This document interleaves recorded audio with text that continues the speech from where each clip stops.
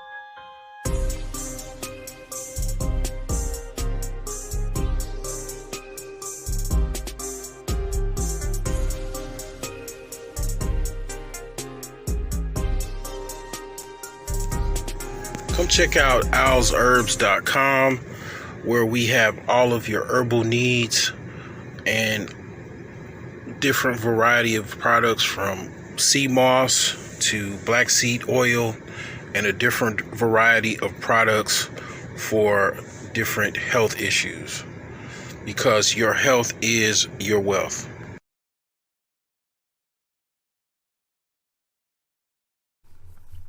Purchase the Millionaire Savings Plan, available on Amazon.com and BrokeGeniuses.com. Learn how to break the paycheck to paycheck cycle, get out of debt, save more money, achieve your financial goals, and live a better life.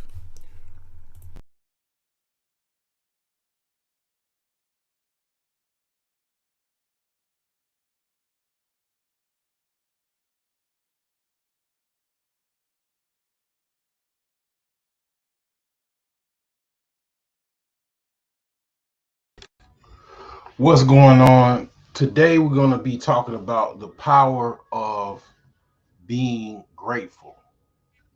So I find that this is something of an issue personally, and I'm pretty sure it's a problem for a lot of other people, especially now because I think everything is so fast. People are moving very, very fast. Technology is moving very, very fast. A lot of times it's difficult to slow down and think about how grateful you are for what you've accomplished and what you received in life, even if it was something that you was born with. A lot of times we only think about the things that we are grateful of after we've lost them. So this is something that is just in the archives to remind you to be grateful. A lot of times we forget the value of the things that we've um, accomplished, the things that we received in life, and that could be all kind of things. That could be, you know, places we've been, people we met, um, things that we made. It's just it could be a wide variety of things. And the reason why a lot of times people forget how important things are, or may or may not be grateful, is because I want to say partly because of the human mind. The human mind is forgetful.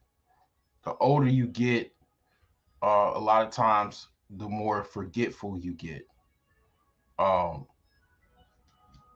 that's something that I think that is related to why people are ungrateful.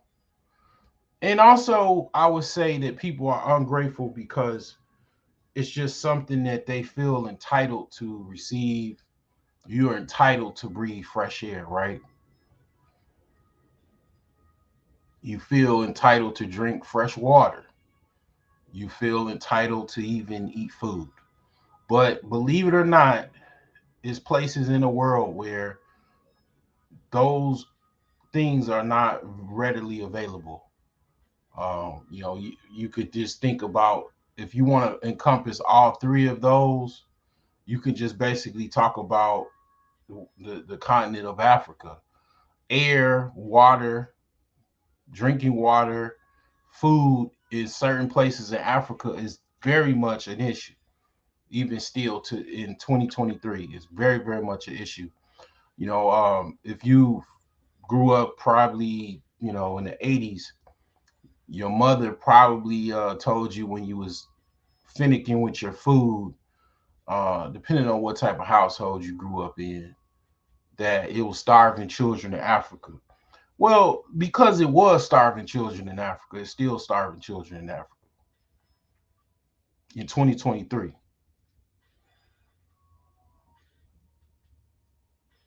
But during the 80s, there was a Ethiopian war. That's where pretty much they had like a famine, and it was like people had TV so they could see what was going on. It was news flashes that uh, were being broadcast of these starving children, and then they had a concert that was like an all-star concert of different singers from the 80s, from like Michael Jackson to Paul McCartney to different artists like at the time, basically singing like "We Are the World," to basically take the proceeds to send to Africa to help feed the starving children.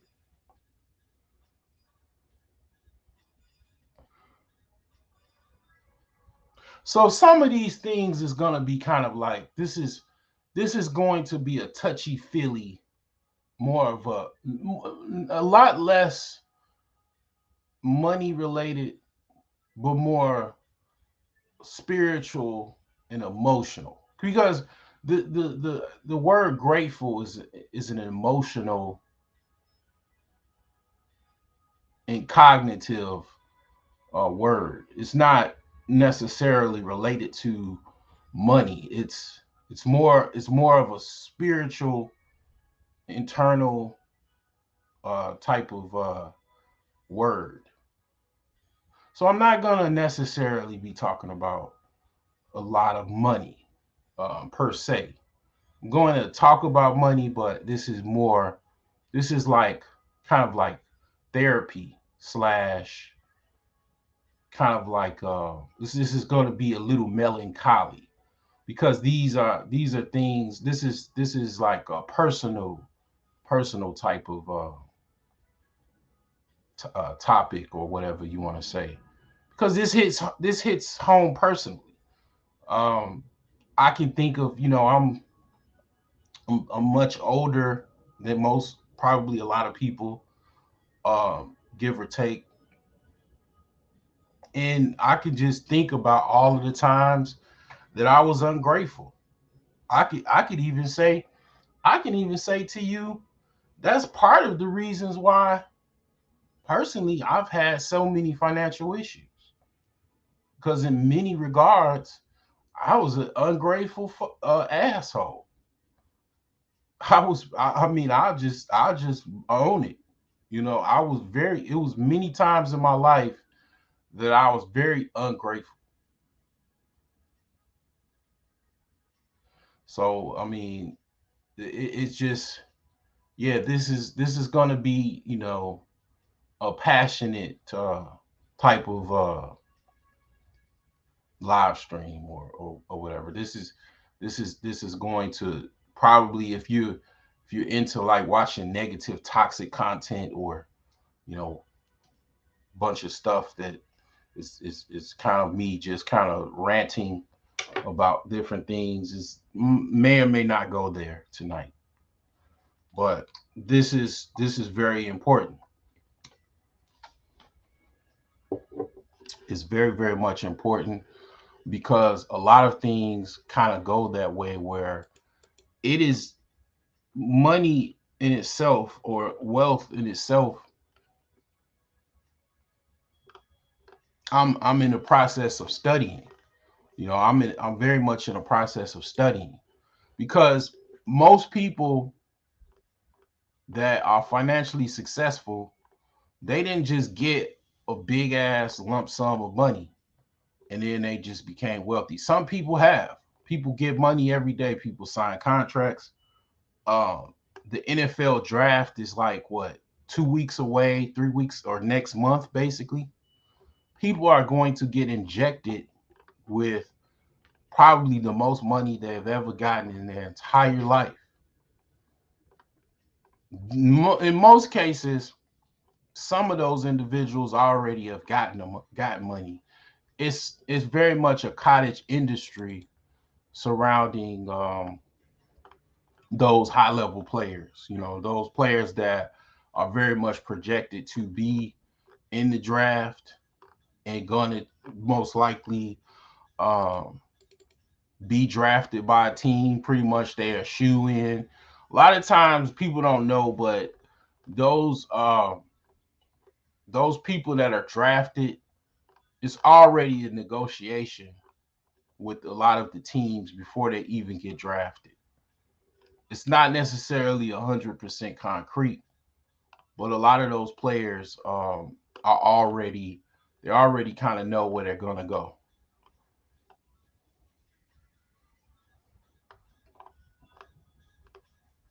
So by the time that they get drafted, it's not that much of a surprise because they already have an agent,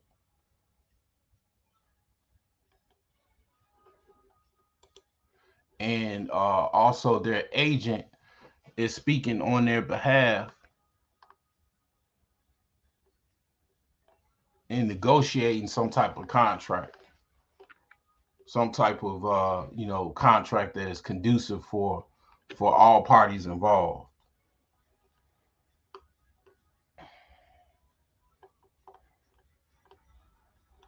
So pretty much a lot of those individuals, they get drafted and they already have a place where they are probably most likely going to be drafted.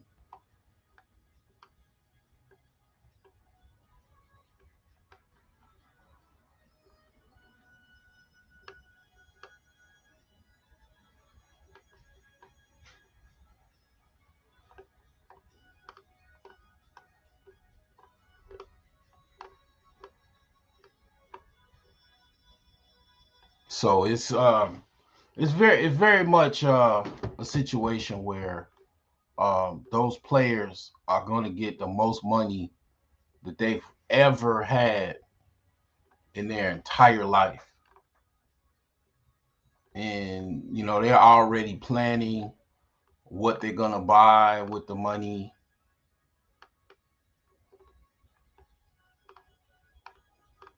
They have an idea. And in a lot of cases, they've already gotten advance on the money that they project to get.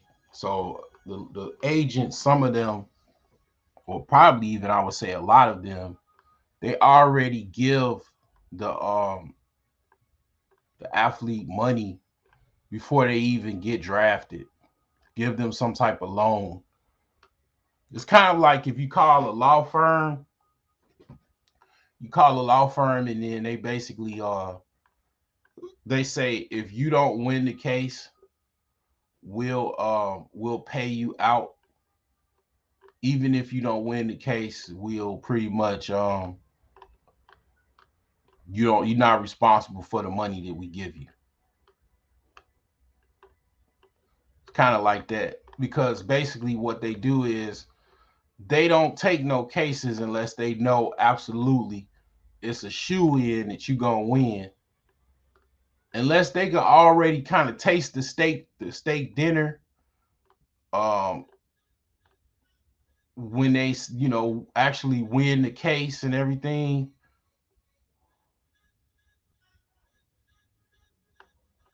they don't take the case because they know that they ain't paying nobody to basically lose a case. I mean, I'm sure it probably does happen, but a lot of times they take only cases that are shoe-ins, meaning it's absolutely um, a possibility that they're gonna win the case. It's gonna probably not even go to trial. It's gonna be settled because a lot of cases are settled. So they pretty much only take winnable cases. So that's the situation with agents. They, of course, they're only gonna give the athletes the money that are pretty much they are shoe-ins to be drafted.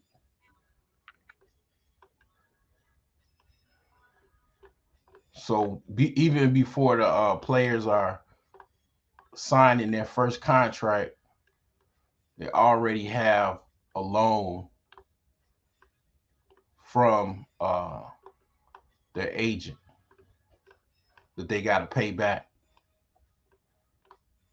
It's kind of like signing a deal, signing a record deal. You get a loan off of the future projected earnings of that record that you sell in the future.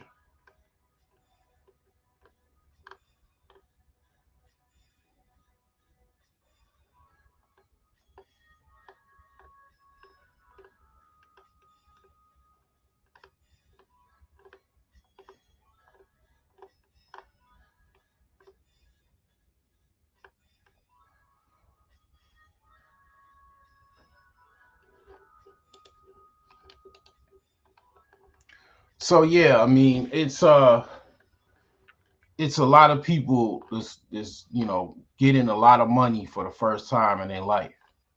I'm talking about like I mean when they're in college they get like little lump sums. That's enough to buy them a a Dodge Charger or a Dodge Challenger if they pretty good athletes. I mean these are your like A-list athletes or whatever. And then they get enough money to kind of ball out on campus a little bit, right? But they have not gotten no millions yet. Like only a few of the athletes is getting millions while they're in high school. Like I'm talking about like, you got people like maybe Eddie Curry, that used to play for the Chicago Bulls. That he went to a high school that was like down the street from mine. He was in my high school conference. Players like Kevin Garnett, they probably got like a million or two when they was in high school, and both of those guys went straight from high school to the NBA.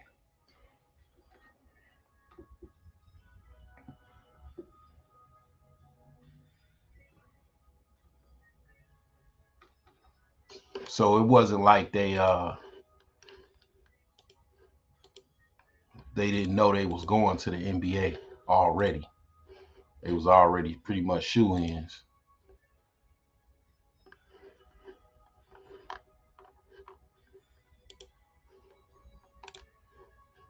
So yeah, they gonna get a lot of money, and in most cases, it's more money than they've ever had in their life. And when you get money like that, you don't know how to manage money. You don't know the knowledge. You've not studied, personal finance. You wasn't taught by your parents, you know. So you lose a lot of that money. A lot of the NBA players, uh, NFL, baseball, MLBPA, NFL, those athletes, once they stop playing, the money dries up. And if they didn't do the right moves with it, it's pretty much gone. And if they wasn't a star player, they might be able to go someplace and get some signatures or whatever, sign off on some memorabilia. But if they weren't a star player, if they just was like, you know, people didn't really know them, they won't be able to really sell anything. They might be able to make a couple appearances or something like that, but that's pretty much it when it comes to the money that they was making in the NBA versus what they uh what they make after the NBA or the whatever sports uh league they played from. So that's typically how that works. So when I say I'm studying, I'm pretty much going the path where most people go. They gradually get wealthy. They gradually get rich. They don't just get a lump sum of money and then voila, they got all of this money and they don't know what to do with it.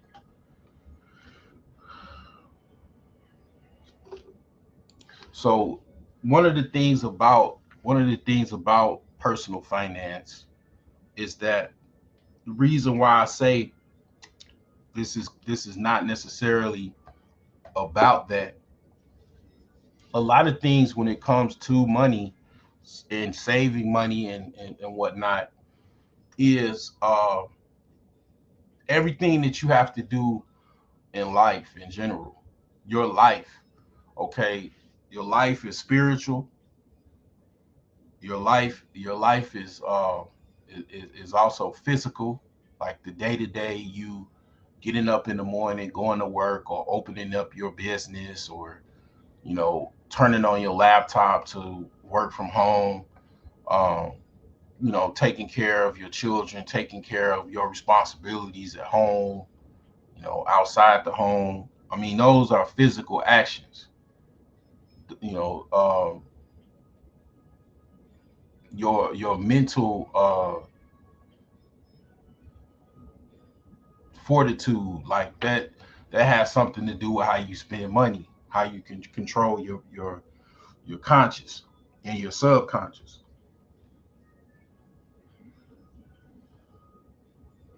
That's why there's many books on the psychology of money or how psychology and finance interrelates. What do you if you ever traded? What is the things that they always say? Any good coach or whatever or trading guru or whatever? Because there's a lot of people out here doing that, but some of them Some of them I think they're good. It's just kind of like the whole dating coaches. Some of them are good, the trading gurus. Some of them aren't. I would even consider myself a trading guru, but I don't necessarily sell any courses, anything. A lot of the stuff I give it to you for free 99. But the thing is that with that said, um, if they're any good, they're going to tell you that you have to control your emotions. You have to control your mindset as far as, getting in and out of trades, sticking to your plan. Those things are in your mind, in your head. It doesn't have anything to do with like, oh, I do this and I make this. No, you have to control your mental. You have to control your subconscious and your conscious, and as well as your mindset. You have to train your brain to not react emotionally to losses. So, a lot of that kind of goes with even gambling. Like the same things you need to be a great gambler are actually very similar to being a great trader. You know, not having your heart drop down to your stomach because you lost $1,000 hand or $100 hand in blackjack. Same. You know. So yeah, that's kind of what I'm talking about today with as far as the power of being grateful. Okay. A lot of times we accomplish things and enjoy our accomplishments and then just move on. Because okay, just think about all of the things from the time you was a child to now and what you accomplished, like hard things. I'm talking about like moving from the projects or moving from the ghetto to, a nice house somewhere else to like, I mean, shoot, overcoming like, serious abject poverty, like, I mean, all kind of different things, like losing weight. You was like 100 or no, like 250 pounds, and then you lost 100 pounds or something like that, or 75 pounds. Those are hard things that you accomplish, and then after a while you just like, well, it ain't no big deal. But it was an absolutely big deal. Those things are very, very difficult, for a mother, or expecting mother, or let's just say a mother that, um, or a woman that wants to have a child, but she had problems having, conceiving a child. She's had multiple miscarriages, had all kind of problems having birth. Then the child comes, she actually finally has a baby. Baby's, premature because it was a troubled birth. Um, she has the baby now. She's severely depressed. Like postpartum depression and stuff like that. And then the child giving her, hell in the handbasket, and she just forgets. Like she wanted this child, she wanted this baby so bad. She went through like hell, you know, multiple miscarriages, all of these different problems and issues. But now she's got the gift that she dreamed for, that she cried herself to sleep over. And now she's like, damn, this I don't really, this little kid, this little baby boy, I'm, it's driving me crazy, you know, because a lot of times I'll give you a hint. A lot of times when it comes to like little boys, and that's why a lot of times women that's like single mothers, well, one, they want a girl because they want a picture of themselves. They want a carbon copy of themselves.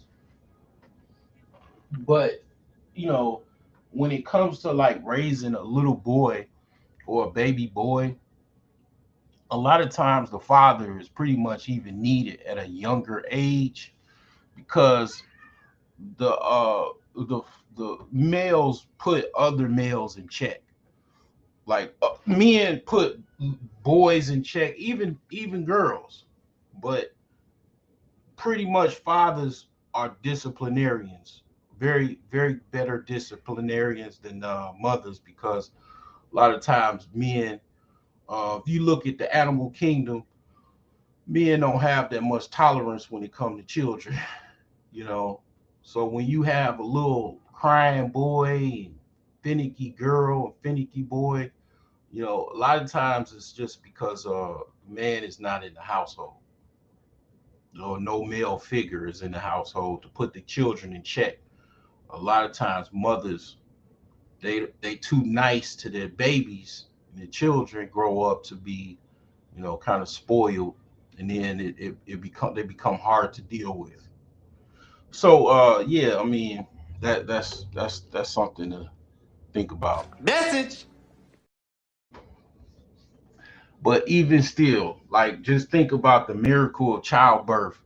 That's something that, you know you want it, but then when you get it, you take it for granted. You take this little miracle child, this miracle baby, for granted. It was something that, was probably, I would say, more valuable than money per se. You know Children are very, very valuable, more valuable than even money. That's why governments really, if they're, ran well, they really concern themselves over children. you know but yeah, even that concept is something that people, a lot of women, are ungrateful over. And the other thing about this is this, where even more dangerous about being ungrateful of your accomplishments and what you actually have. People come in and undermine your accomplishments. You see this on YouTube a lot, and also on various different social media platforms.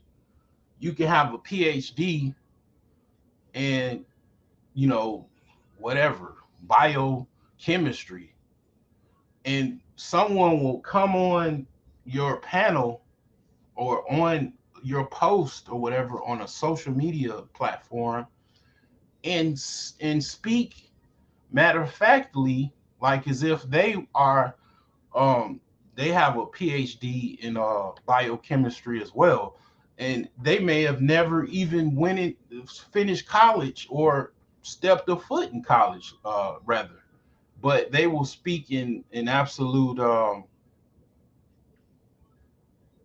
strength as far as what they know, as if they are what they say comparative to what you're, talking about, is um, to be taken as the same as what they're talking about, like they have a PhD in biochemistry.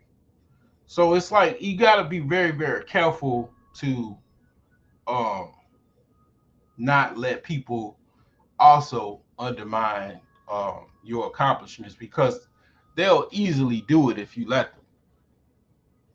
You got to check people very, very fast and very effortlessly. Excuse me, ma'am, sir. Where's your credentials?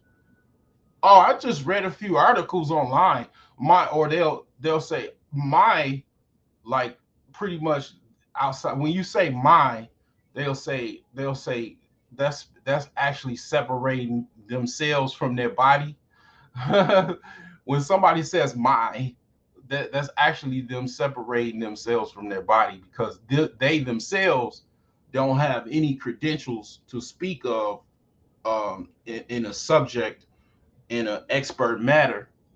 So they'll say my, my cousin or my uncle has he's a chemist. It's like, yeah, can you bring your uncle up here to discuss this topic of biochemistry? No, I'm just speaking. I'm talking about my uncle. I know what he says, and blah blah blah. They will really, really, if you really let them let people undermine your accomplishments. I mean, especially in a group, you'll really, really have that problem with it within a group of cackling heads. You know, people will try to, use a group setting to undermine your accomplishments. And a lot of times, a lot of people don't understand the power of silence. Lawyers understand the power of silence and words and the power of silence. Because a lot of times it's best not to even say anything in that regard, to not even speak, to just let them talk. And then when you talk, they start talking over you to drown your voice out, because basically your voice is an expert on the subject matter at hand. They are not experts. So in order to talk you down from your expertise, they'll try to talk over you. That's an old technique. Even politicians use that technique. But you got to be very, very careful of even other people nullifying your accomplishments. This is big. Even companies, even entire companies nullify other companies' accomplishments. I mean, it goes very, very major, because let me just put out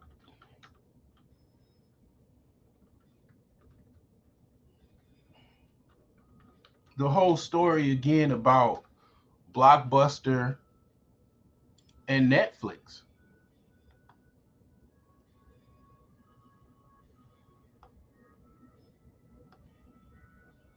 Okay, that story, Blockbuster, basically when Netflix was still new and they were mailing DVDs to people's houses, and you had to mail the DVD back, and I'm sure they had all kind of problems with people keeping the DVD and not mailing it back, or the mail getting lost in mail and all that crap, right?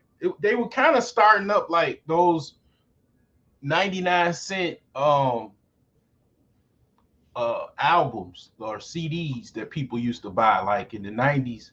They had like, you can get 10 CDs for 99 cents, but it was a gimmick. It was a sales technique, which is called um a foot in the door technique. Basically, I offer you something. So let's just say I offer you some herbs from Al's Herbs for 99 cents, but I'm gonna charge your card in 7 days, um, the full amount of the herbs. That's called a foot in the door technique. That's actually a sales technique. So they Netflix started off just like that. Like they started off just like that company that used to give you DVDs in the mail, and they just basically through the funding that they got from other investment companies, I mean, angel investors and different like venture capitalists, and as well as proceeds of the revenue they was receiving from those early customers they had. Because I remember my friend that I kind of grew up with, he was one of those guys that was he was getting movies in the mail from Netflix, and I thought it was like, well, nah, I ain't really interested, you know. But he put me up on a lot of things. He put me up on eBay. He put me up on eBay in like 2003. I was like, man, it changed my life. But yeah, it's like pretty much Blockbuster. They was like Netflix. That the CEO at the time, the worst CEO probably ever, the blunder or the worst CEO blunder ever. He didn't buy Netflix. It was 50 mil. It was for sale for $50 million, and in like 2008. I mean, actually, 2000, 2000, the year 2000. 50 million bucks. They could have had. Just imagine Blockbuster having stores, also another subsidiary company, which is Netflix, and they kept all of the staff. They kept the CEO with all the future talks and everything. Let them actually just run the company, and they make the proceeds off of it, which a lot of companies do. They would have the Netflix still today. You would have Blockbuster still to this day. They would have probably had to eventually close all stores when it got to like streaming.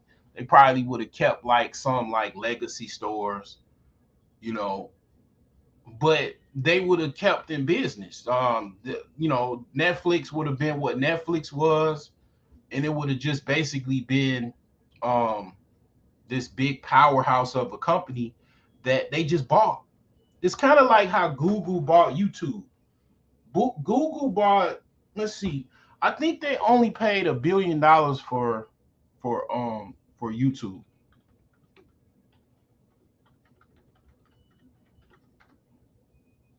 Yeah, it was a little shy over $1 billion, right? It's nothing. It was nothing to Google. That's a bag of chips for Google. It's a total deal. The people that started YouTube, they made a coin off of it, right? But comparative to what the value was, it was a substantial value, valuation, undervaluation compared to what they got. But they all it takes is the board members to agree for the buyout, and that's it. And everybody wants yachts and parties and hookers and coke.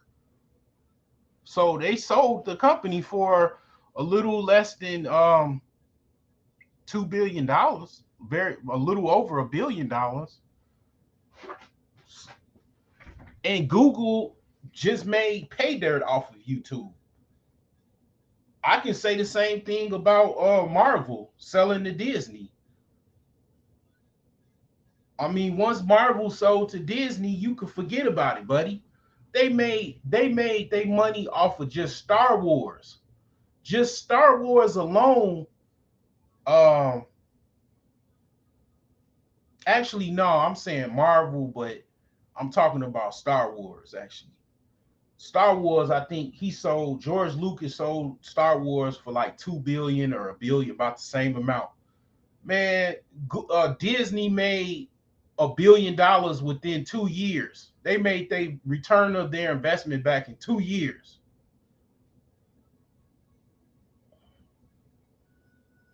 And the same thing happened to actually Marvel.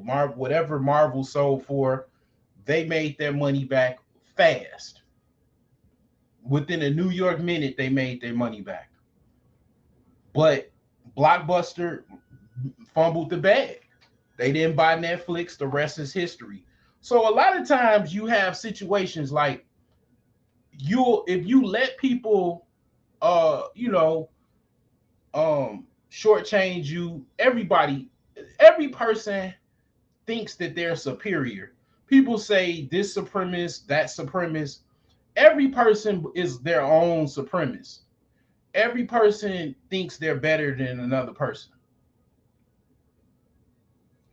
A lot of people that are really, really beyond mentioning are narcissists.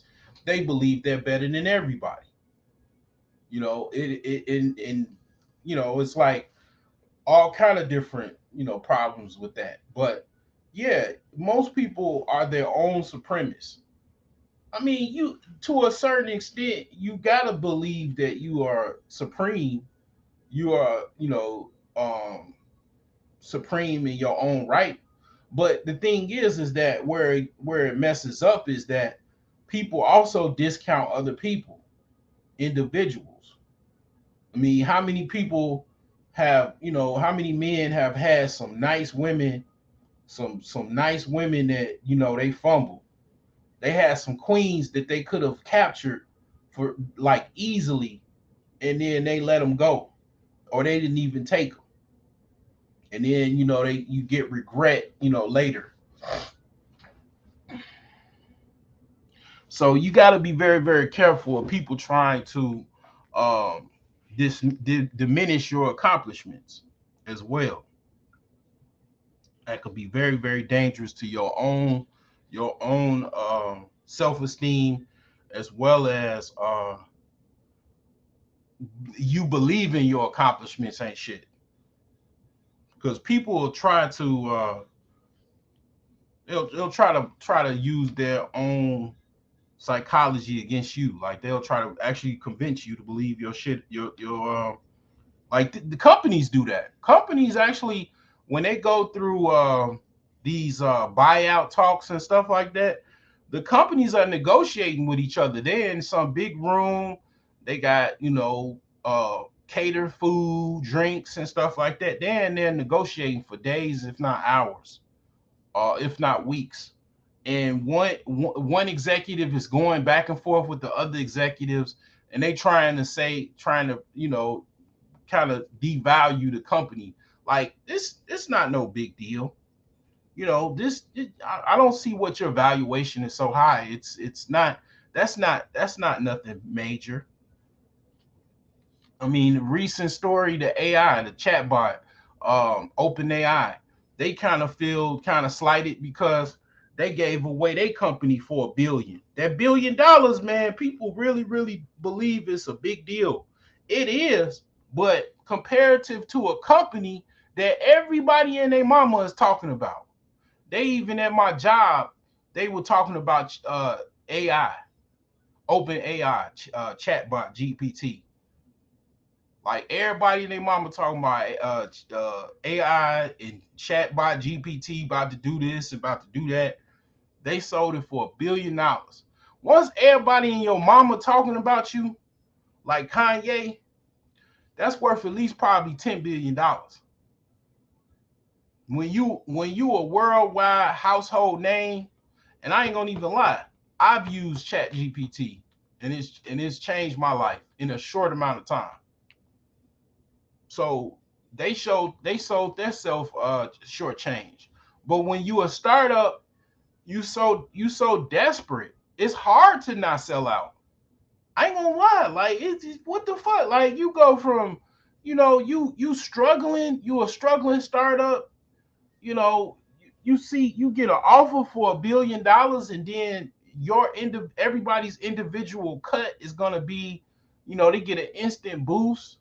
They get an instant like raise. They can, what I'm saying? They can like pretty much turn up at that point. I mean, like it's it's hard to turn down that. I would say most companies would not turn would not turn that down, because it's like, man, I mean, it's a lot of money. But it was an error because the chatbot GPT is worth at least 50 billion at the very least. They should have got from Microsoft. They should have got no less than 10, 20 billion. But they didn't know that it was gonna take off like this. Probably they really didn't know that. So you got to be very, very careful of that. My software that I created, you know, it's not necessarily taking off. It's a slow process, but it ain't taking off. I know for a fact. I know for a fact. Just that software that I made is worth at least $1 million within itself, and I am not. I am not making this up. it's worth at least $1 million. That's just the bare minimum.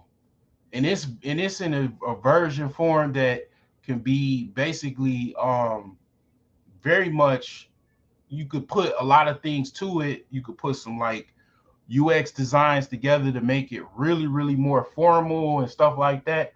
But it's worth at least $1 million. I don't care if I don't get no sale. I know for a fact is what it's worth and what the value of that is. Because you got to think about, even if I used it myself, I can use that tool to help, like how many people's computers is like running slow throughout the entire world, not just the United States, the entire world. How many people have slow running computers?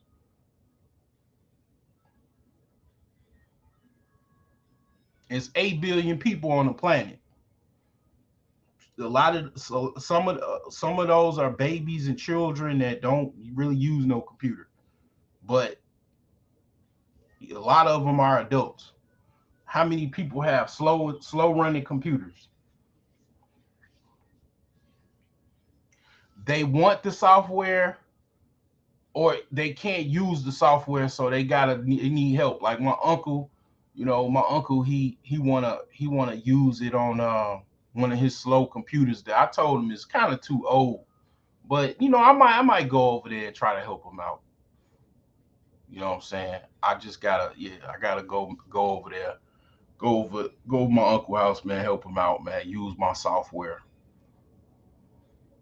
But it's millions and billions of people that have computers that's running slow. Yeah, it's other options out there, it's other software out there, but my software is unique. That's another thing when it comes to things. Whatever you create, ain't nobody created like that. Even if it might be kind of generic, I mean, they didn't create whatever you created. I could very much just loaded my software on GitHub and then call it a day and gave it to everybody for free. But nope, I didn't do that. I could put it on download.com or some shit. And I don't know, like download.com, you I think you do get some money from that. I gotta look into that. But yeah, it's very much like, it is what it is. It's $9. Um I know the value of it. I used to charge people $50 for PC tune-ups, just to tune up their computer, and I created software that they could do it themselves easily. Like a 2 minute, 5 minute tutorial to show them how to do it, and it's done. They could do their own computer. The Indians in India, that's what they be calling people doing. If you look up all of those scamming call centers and stuff like that, it was one company. They weren't necessarily a scam company, but they were pretty big at remoting into people's computer. It was a company called iYogi. They were literally all the way in India making millions of dollars calling people, and they had a website and everything. They were a legit company. They were literally calling people over from India, and people that were not computer savvy, remoting into their computer. If they couldn't fix the problem remotely, they would issue out some type of work order for a local technician to go in and help them. And then once I told them, I spilled the beans on how they operate. Like, I ended up stealing a whole bunch of their customers, man. I used to make money off of stealing their customers. And they're like, damn, that's what they doing. Like, I mean, I was still making money off of the work orders I would get from them, and I would make money off of getting a new customer. I was at one time just using them for new clientele back when I was working, basically just doing residential service calls.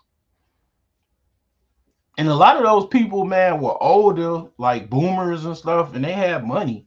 They just didn't know how to use no computer, man. They had a lot of money. Like they were like, people that was working for like years. Some of them semi-retired or retired. Some of them, and they were they were well off, man. Like they could afford to, buy a whole new computer, but they were just trying to fix their computer that they had. But all of that aside, I'm just saying that's just one thing of many that I know the value of.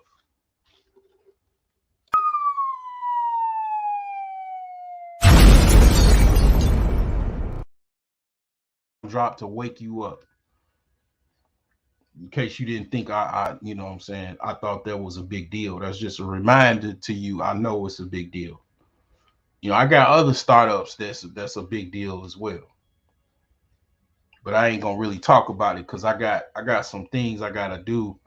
I gotta do some back end things to make it to protect my brand. But yeah, gotta be you gotta be very cognitive of not letting people diminish your your creations as well as your accomplishments. So I'm gonna just run off 10 things that I'm grateful for, and I'm just gonna talk about them, and I'll bid you a good night. So the first thing I'm grateful for is my children. I love my children. Sometimes when I have a bad day, I think about my children, and I'm like, damn, you know, it's just amazing. You know what I'm saying? Like, damn, I got some children out here, man. It ain't just me. It's just I got some damn children out here that's depending on me to be great. You know what I'm saying? Like, I mean, if I'm great, then they gonna be greater. You know what I'm saying? So it's very much grateful for that. Second, my family. Even if I mean, family it's not what it was when I was younger. Like it's like a lot of families, man, is like kind of splitting up and people dead and gone and all that stuff. But yeah, I still appreciate my family very much, very much so. A lot of the reasons, man, that I didn't have to sleep on the bench like that photo in this video and have to like, permanently be homeless and all that stuff is because I had some family to rely on, man. You know what I'm saying? My mother's side of the family, man, my granny house was always open, man. If I wanted to deal with it, I could go there now if I wanted to, but I always had some family, man. Gotta appreciate your family.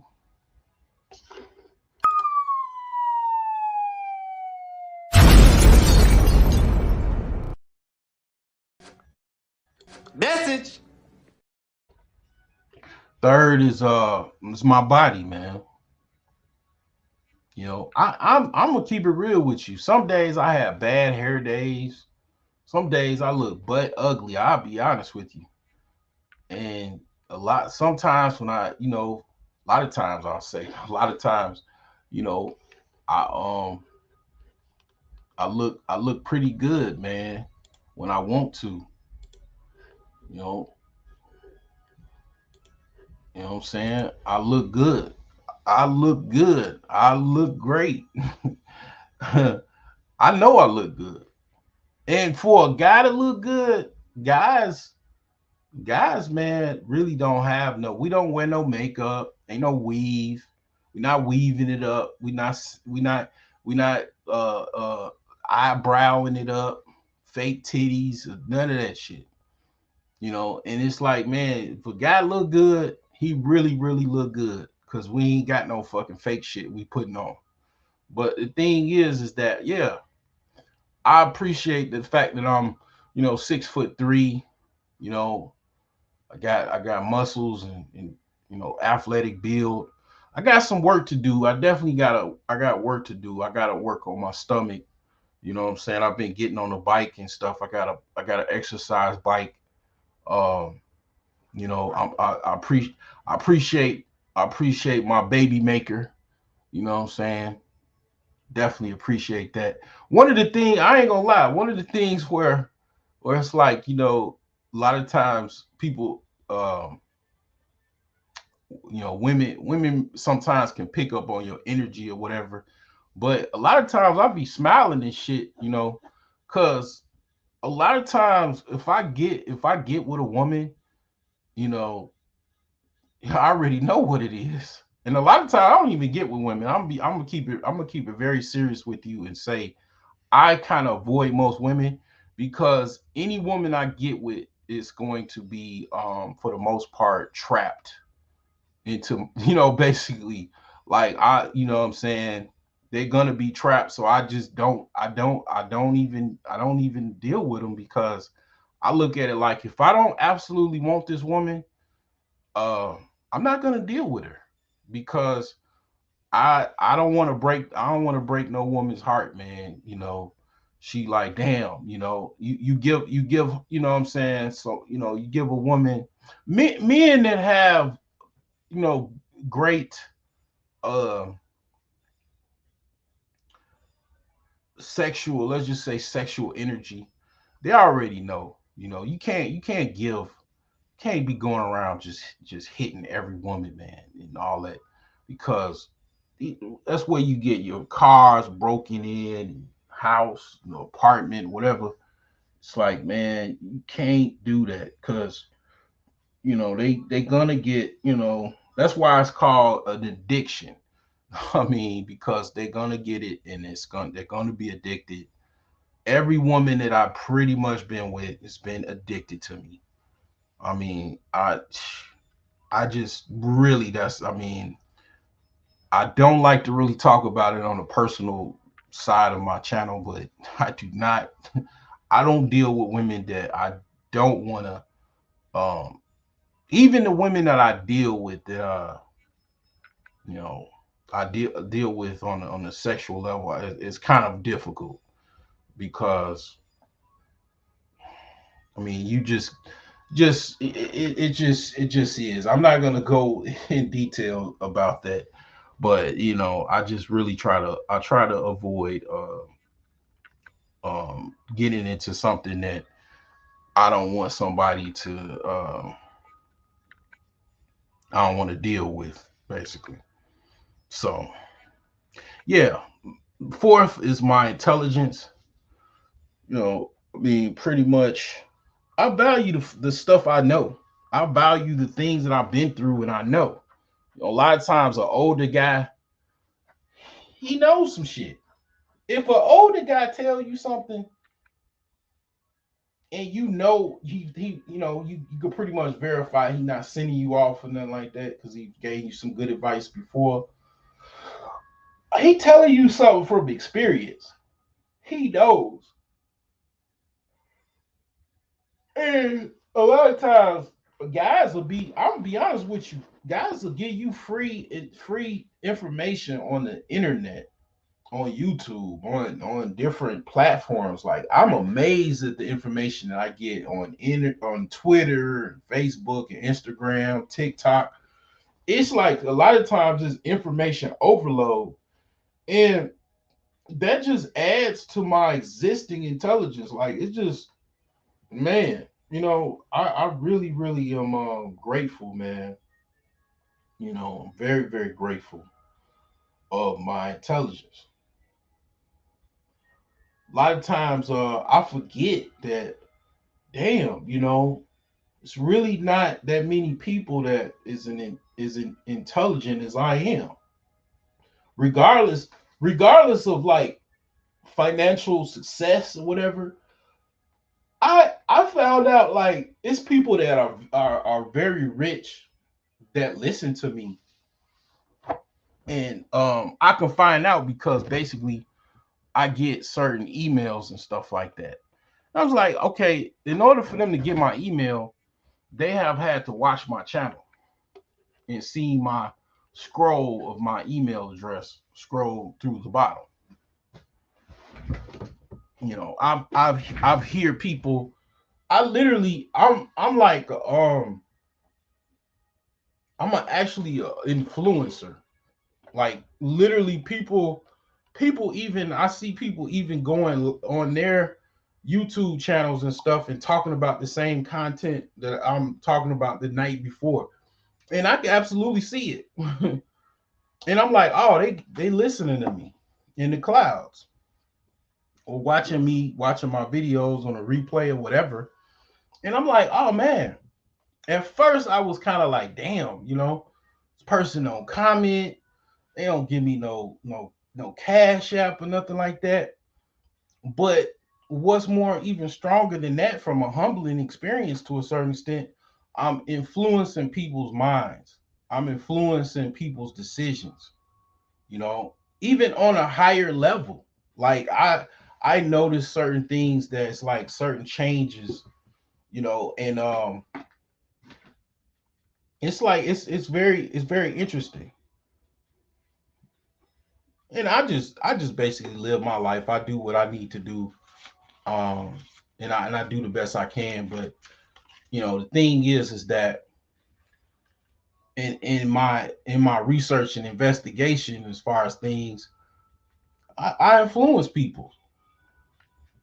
I influence people that maybe have larger platforms and definitely have more money than I have. And I'm like, wow, I'm grateful for it. I'm grateful that people actually value what I say on a sneak level, on a spy like level, to take back and then use it on their own platforms and stuff like that. So whenever I start to shift, it's like a common sense song. When we move, I think about that song. It's on my chess music playlist. When I move, people move with me. you know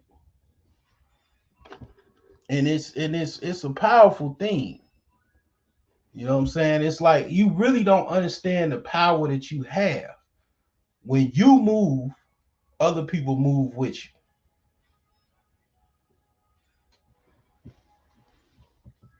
So number five is my creations and inventions. My software, it just hasn't been patented yet.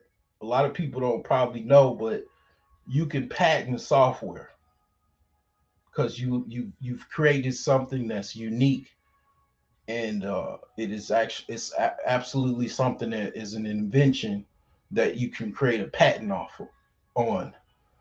um, the actual code that is in the software is something that you could create a patent off of, and it's considered an invention. So you can create a software program today.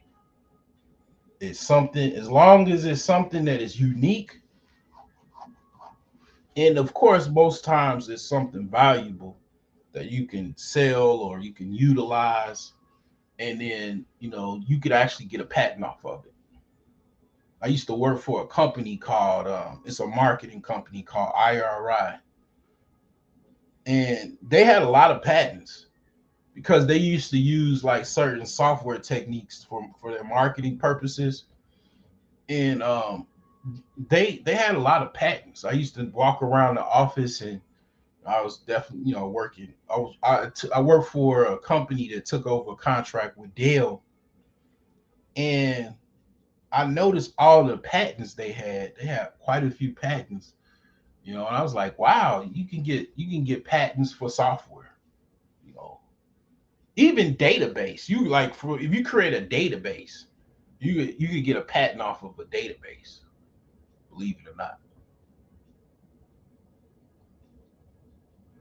But yeah, I mean, like, I'm working on this house. Like, I'm still kind of trying to finish up this drywall, and I gotta finish up all of the electrical. So I've been going room by room. I got some good help now, but it's just one man. So it's just kind of just one man, one of my handymans, and then me.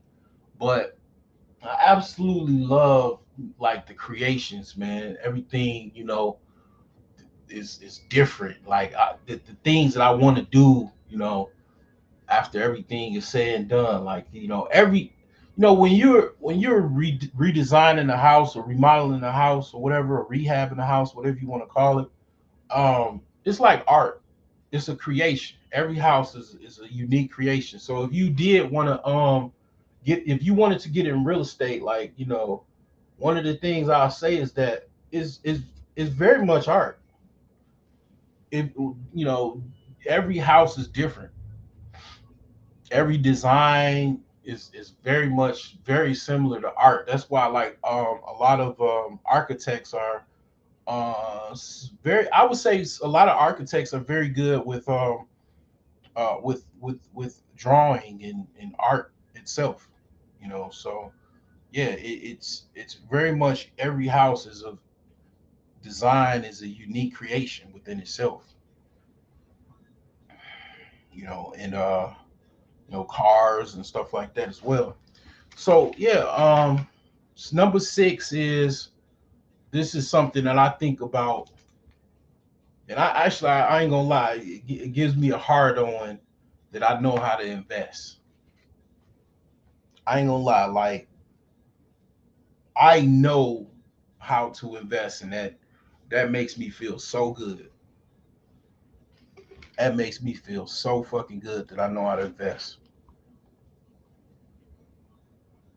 This one. What? You gotta think about it. A lot of people, they don't really know, they don't know how to invest or don't want to. It's a certain level of skill and patience that's required in investing. Even in real estate, real estate is the number one way most people go path is to wealth. It's a certain level of patience that's required. Like it ain't right away. It's a long term thing. That's why I'm the only one was left with my house. Like my original friend that we partnered up with on this house, he backed out because it's not everybody's an investor. Not everybody, man, can put up capital, wait for the time to um continuously put up more capital and fix up something to a finished project. That's not something that everybody can do. I mean, people don't know how to trade stocks. Obviously, most people, I would say probably a big percentage do not know how to trade stocks, forex, or um, even crypto for that matter.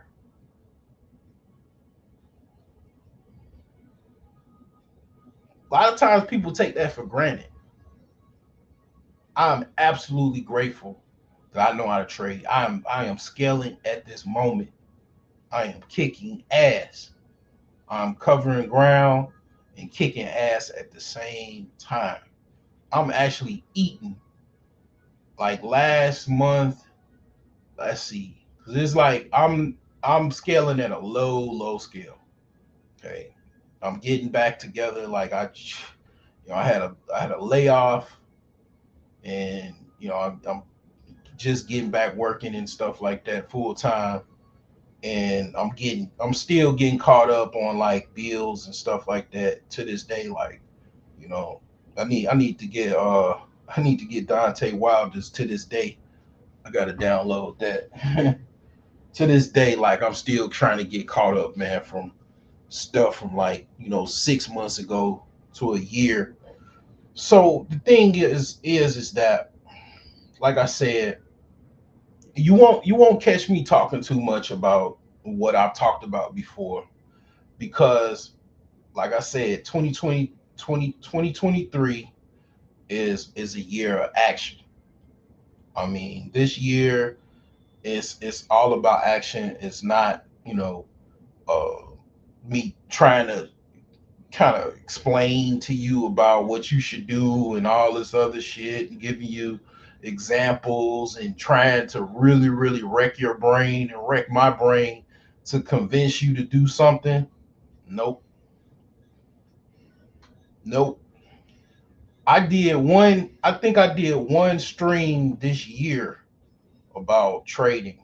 I did a Kaizen talk, you know, and I gave it to you for the free. And I appreciate those that actually was on that live stream. Um, and you know what I'm saying, got they it was pretty dope information, right? And the thing about it is I'm not really doing a lot of that because what I'm doing is behind the scenes I'm quiet and I'm fucking doing what I told you to do myself, and I'm getting the proceeds off of it. I'm eating off of it. Everything that I've talked about, all them little like lessons I did, it's still on my channel. All of them market Mondays and wealth Wednesdays and finance Fridays and all that shit. I did all that shit. I gave it to you. Now I'm gonna do it and then that's it. Like I mean, I'm gonna take my own advice and make my own path from there.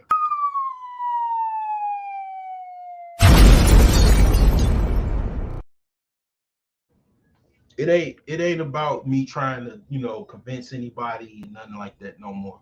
I've done all of that already. You know, that was last year. That was 2 years ago. Now take my own advice and I do it. And what I've been doing, I've been eating off of my advice, off of TD Ameritrade and FinViz. Absolutely eating. Now this month was rough. I ain't gonna lie. This month was rough. Like I have to look at my P&L, profit and loss. I don't think I've made profit this month. It's been a tough month for me. I tried some different things. I didn't stick to the program. So I don't think I made profit this month. I gotta look at it. But um February, February I had a nice little deposit. And I only take 50% of my profits. I don't take all of it. I just take 50% of my profits. February I made a profit. March, I don't think I'm in profit this month, but it's always next month. April, we're gonna work on April. But the thing is that I'm still, no matter if I make a profit or not, I'm depositing more money into my account. I'm not at a loss for the year overall. But I only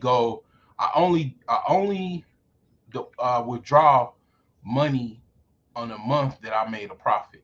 If I did make any profit that month, I don't withdraw any money. But I'm continuously putting more money in my account. So I'm getting richer $1 at a time. I'm getting wealthier $1 at a time. And I'm growing my account $1 at a time. My Robinhood challenge is on life support. It's on crack, trying to get off a crack cocaine habit. I'm really trying to figure out if I should just keep going with my Robinhood challenge or not. But it's still like what was the last thing? Let me see what I got in my account. Let me see it. Let me see what we got. $5.73. You know, but I started that in 2018, and I still got my shirt. How many people done jumped out the window, done lost their entire investment and all that shit? I done gave money to bums and stuff like that on the street. I done did all kind of shit, man. off my Robinhood challenge. Like, you know what I'm saying? I done went down, you know, like way worse than that. Actually, like when I was in crypto hell, but turned out I wasn't even in crypto hell. I just didn't wait. Dogecoin went on fire. Dogecoin went on fire, and I could have had a caboodle load of it, but I got out of it. I was thinking, damn, I can't wait to get out of this to make some money, and I ended up trading. I ended up trading to get out of it, but come to wow, I should have just kept in it. You know what I'm saying? But I got out of it, and then I got into oil. You know what I'm saying? And I thought that I was doing something, but it's like, yeah, I mean, with $40, I started 3 years ago. Let me share my screen. I'm still going.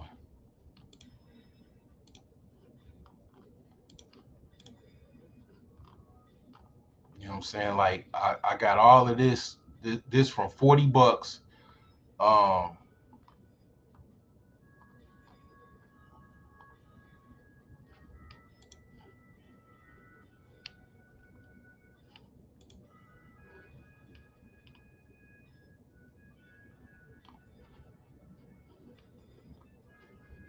and it's still going. I mean, I mean it's on life support, but I think I was at my heyday.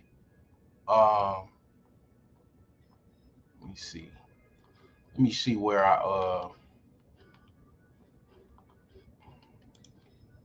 gave that dude some money. I gave like $40 to somebody I knew that had a baby. Because basically what I did was I took out some money, took out like 50% of my profits, and then I added my own money to it. So it was like my last deposit was $40. I mean my last withdrawal was like $20, and then I added $20 to it. So the thing is that I was making money at one time. So the thing is that it just got, it went through a I went through a learning curve, and I went through a lot of changes, and that it is what it is.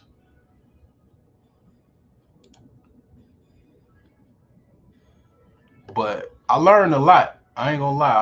I learned quite a bit. You know what I'm saying? I gave some people some money. You know what I'm saying? And I felt actually like Robin Hood. I ain't gonna lie to you.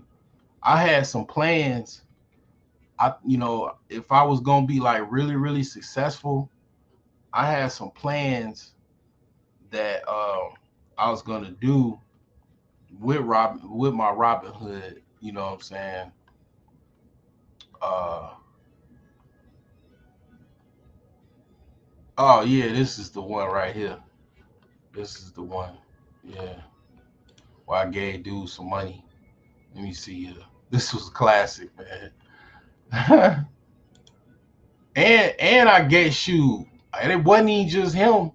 Like I gave my homie, he was the cameraman. I I gave him some money too. Like, I mean, shit. I gave him some bread too. So,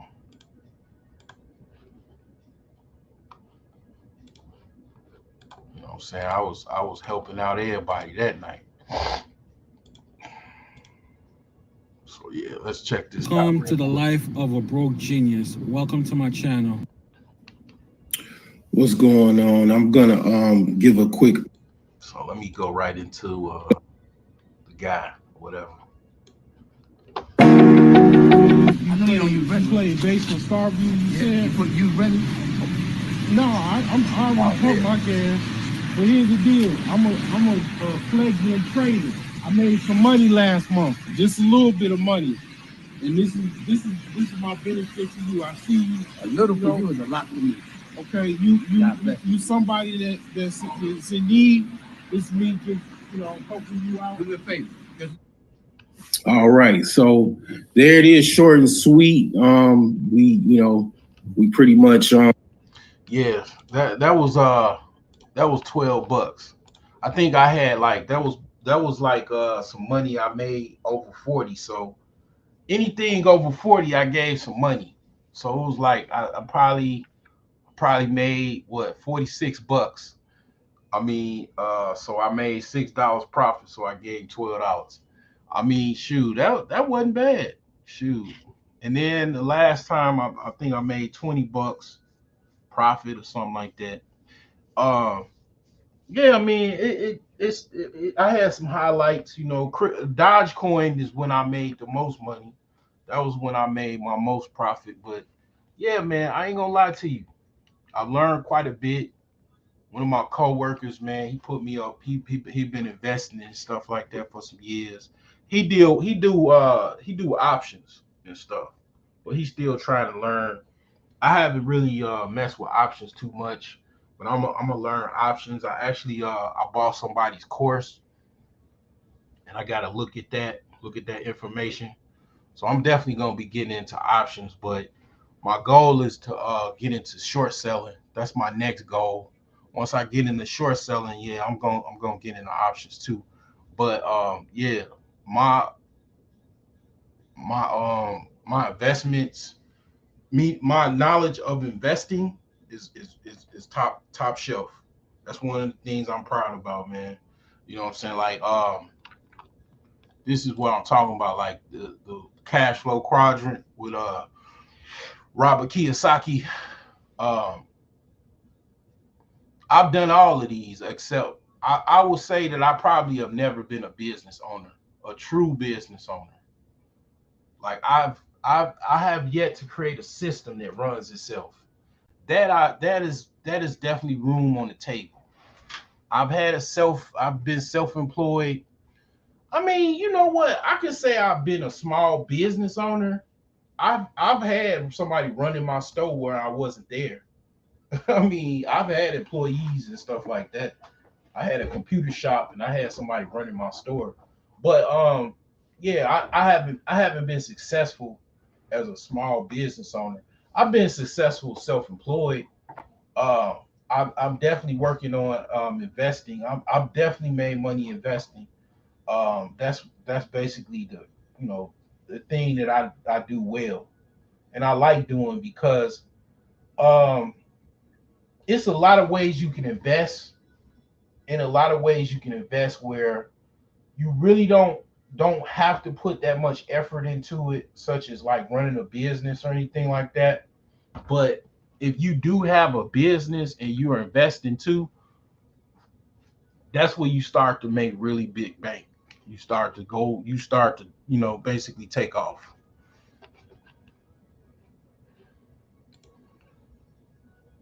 So number 7 is I'm grateful for the women I've been with.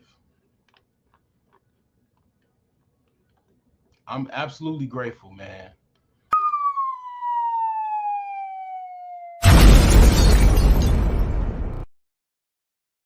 Can I get your ladies? Sweet jams. I mean, I ain't gonna say all the women I'm grateful for that I've been with, but I've been with some great women, man. Man, oh my God, I'm grateful, man. You know what I'm saying? I'm grateful, boy. You know, I mean, it's gonna come a time that everybody gonna be this old man, and they gonna start thinking about all the great times they had. I'm not there yet, but I'm getting there. But the thing is man, I am grateful. I am definitely grateful, man. And you know, I'm grateful. I'm grateful. That's all I'm gonna say. I ain't about to tell y'all about business. Shit. I'm not about to tell y'all, man. Shit. Ain't nothing for you to know. Shit. The King's Court is quiet always. Number 8, not being in jail. Message.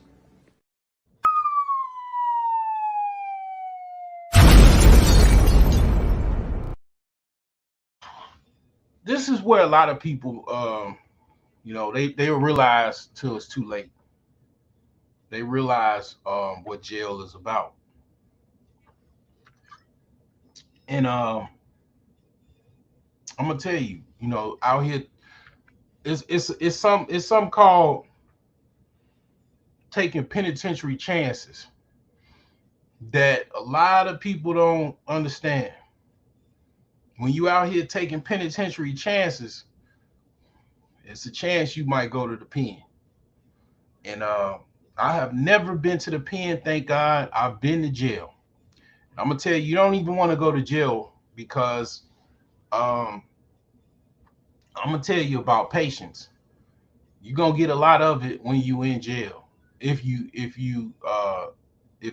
really registered to you, because you sitting in a box for long periods of times, if not days and weeks and months, and it's not something that you want to do, but it's a humbling experience, and it's very much, you know, I'll just say this. You probably wonder why, like, certain dudes that, like, been in jail and shit or whatever, they have an edge to them and women like them. It's because when you've been locked up, I'll just speak for myself. When you've been locked up, you think about all of the women that you could have been with and you turn down, and you think about all of the women that you could have had or you did have. And when you get out, you start turning into an absolute animal.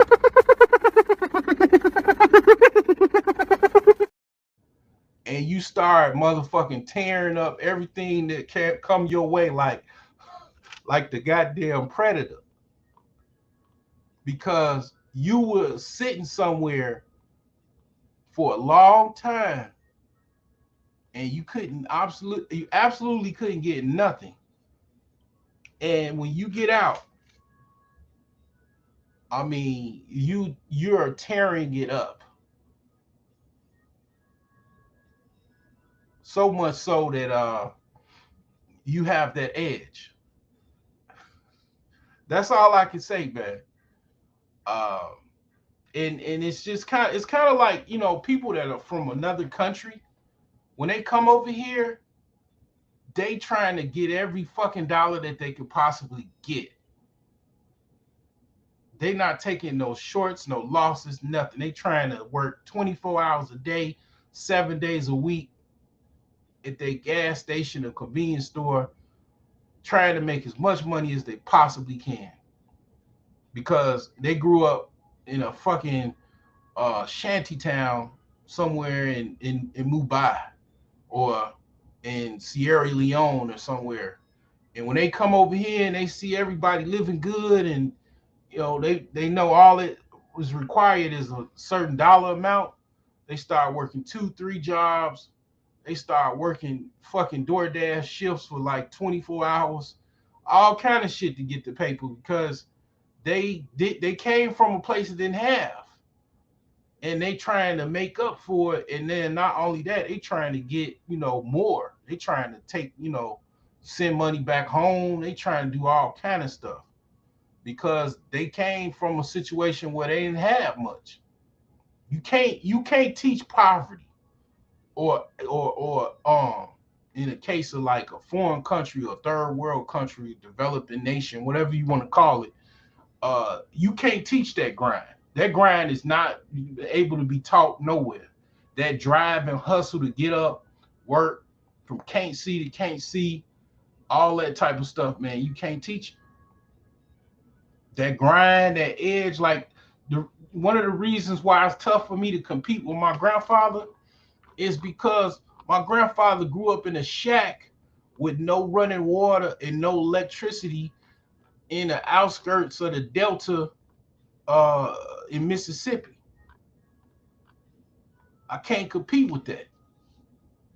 Flies and gnats everywhere, pig shit, cow shit. You know, you gotta go out and clean the pig sty. Chickens, gotta slaughter some chickens for collect some eggs for breakfast. All the stories he used to tell me, like, you can't compete with that. You know, that's why like, you know, the boxer that Muhammad Ali was fighting, who was that dude? Yeah, Frazier.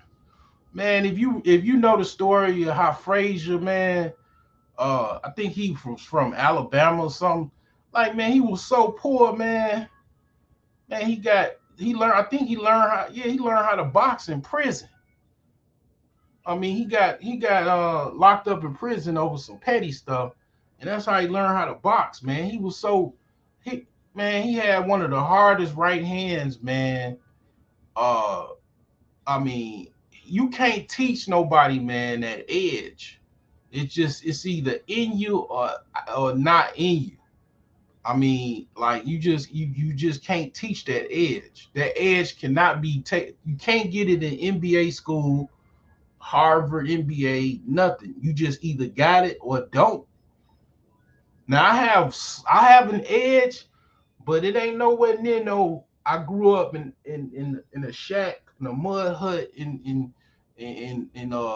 Africa edge with flies and dengue flies and malaria and fucking mud floors and uh, uh, water hole showers and shit. You gotta walk a mile or two or longer to go to a water hole to get a bucket to go take a shower.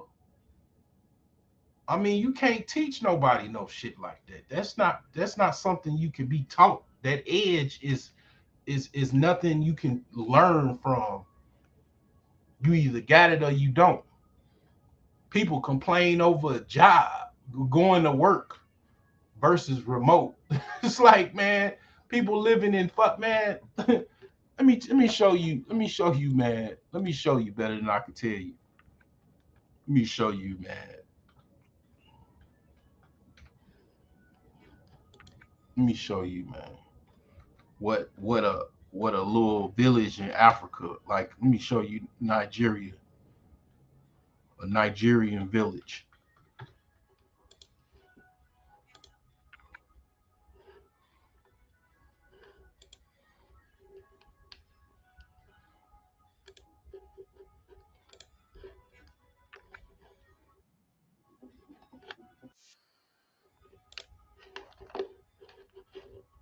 So you can realize, man, you know, you can't teach this. The drive to get out of that, to not have to go back to this. Can't teach this.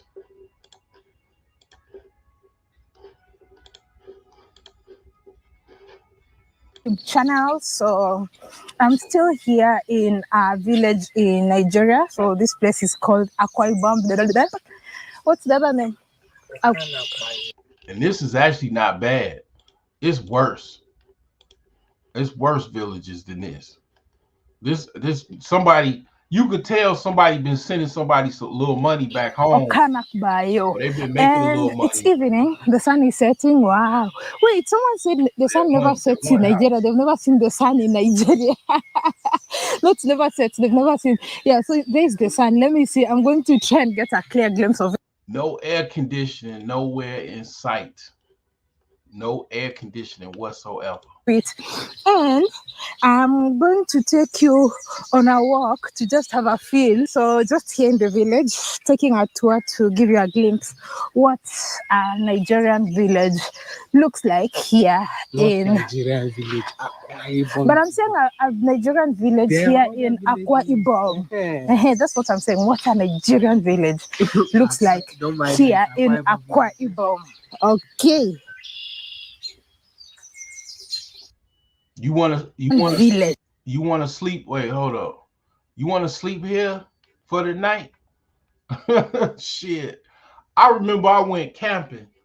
I went camping for like 1 year in Kankakee, Illinois. It was a little like cabin, and it just was it. It was summertime. It wasn't no air conditioning or nothing. I had to spend the night in the cabin. Man, there was so many goddamn mosquitoes, man. I could barely fucking sleep, man. And this is just like this, but worse. And you could just imagine the smells. I mean, they live around livestock and stuff.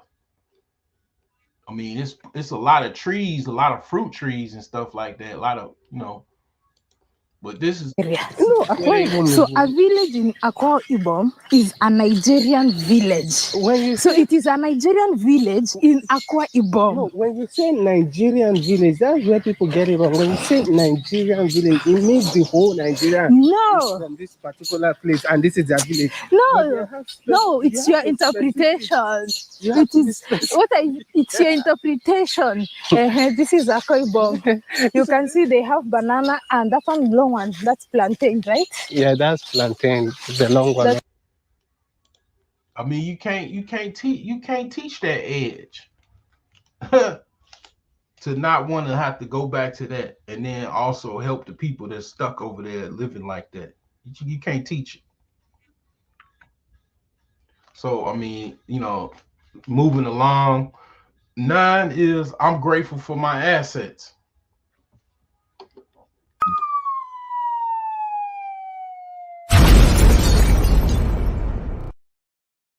One of the first things that I learned was the difference between poor people versus rich people is assets.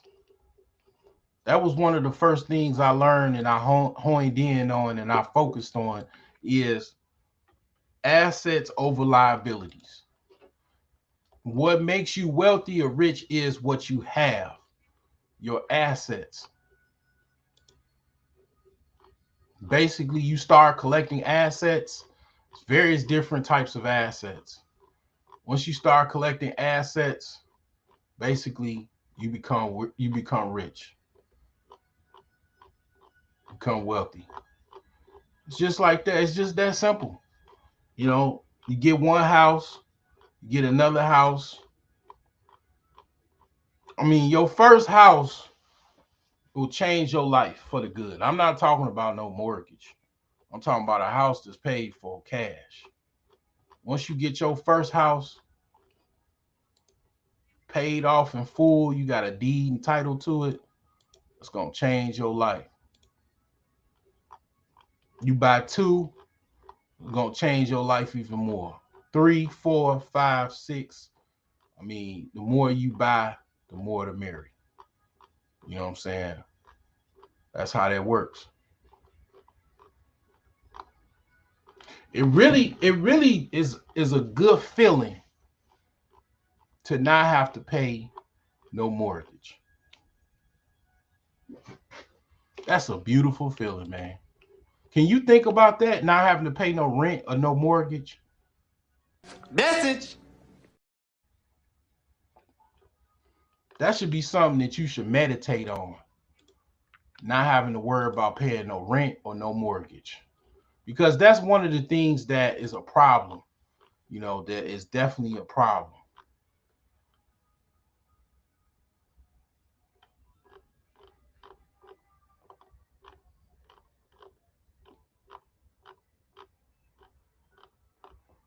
Not not having any real estate, not owning any real estate. That's a big problem.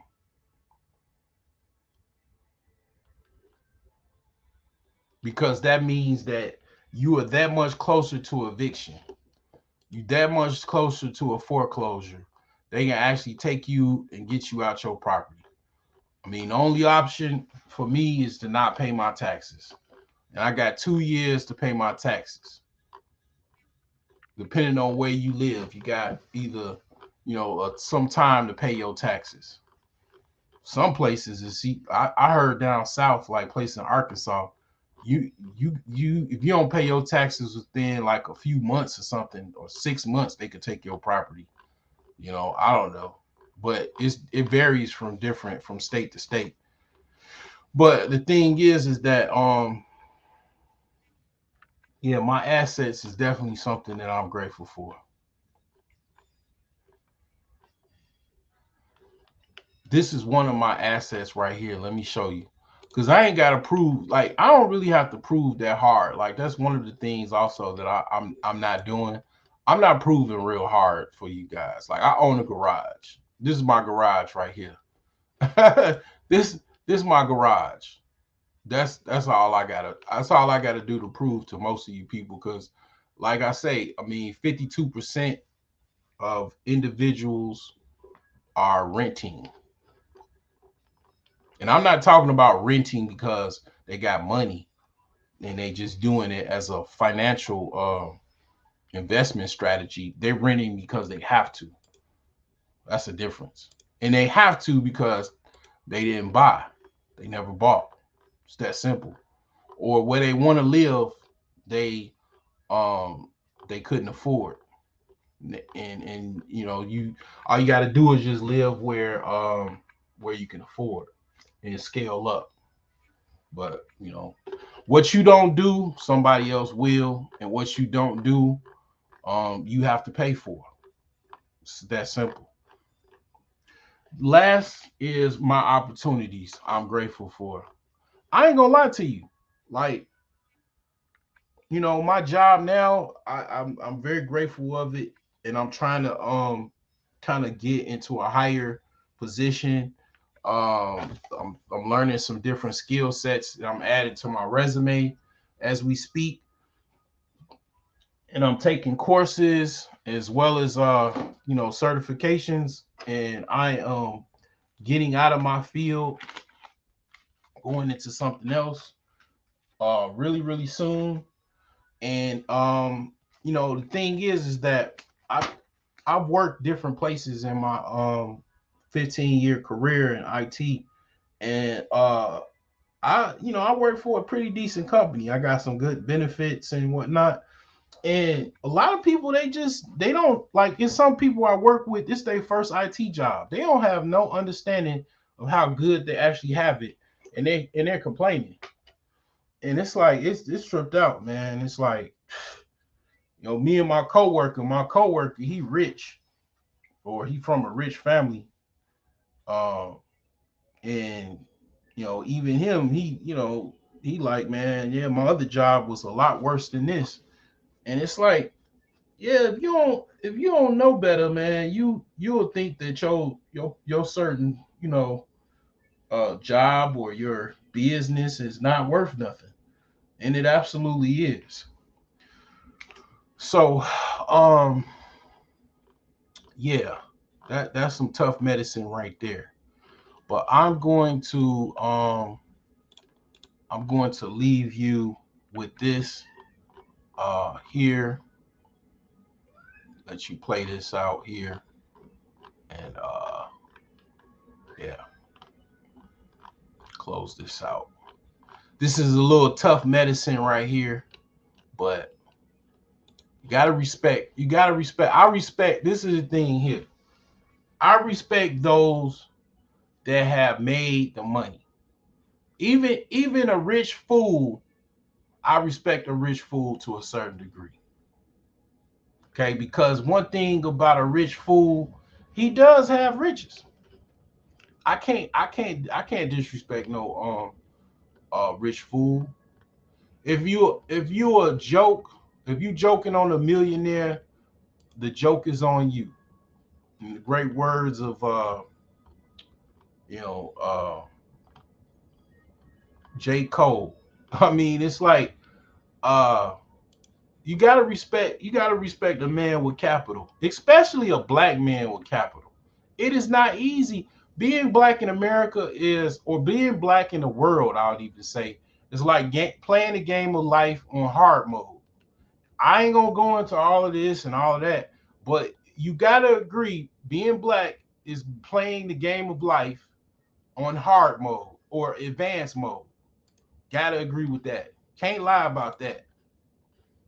You know, can't lie about that. Actually, another thing is, if you out there, if you want to, say what you grateful about, I got a live stream going. You know, if you want to join the discussion and you want to talk about what you grateful about, I'll give you a few minutes. You can hit the link and you can tell me what you're grateful about. I'll be right back.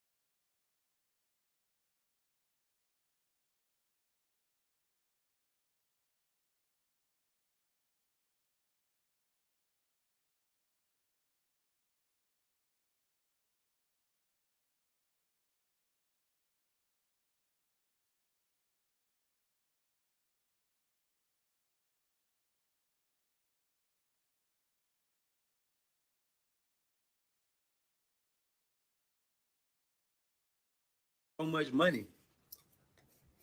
Y'all niggas broke. Keep it gangster. Y'all niggas broke.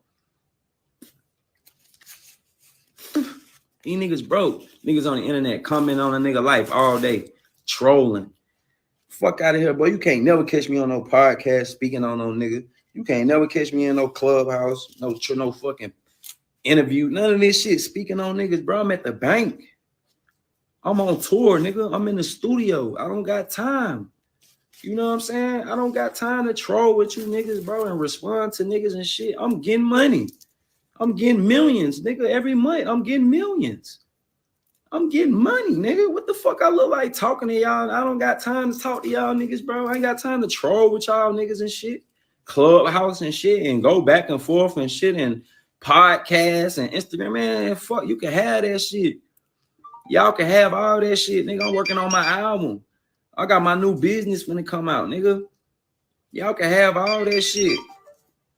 What the fuck I look like trolling with you niggas on Instagram, trolling with you niggas on podcasts? What the fuck? Y'all niggas ain't got no money?